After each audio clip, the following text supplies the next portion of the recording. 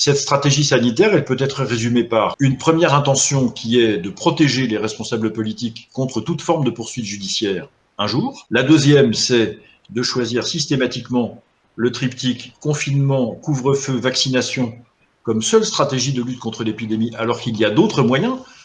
Je ne dis pas qu'il ne faille pas isoler les personnes qui sont malades ou celles qui sont fragiles. Je pense qu'il faut le faire. Je pense qu'il faut les traiter et je pense qu'il faut laisser les médecins prescrire les traitements dont ils savent qu'ils fonctionnent.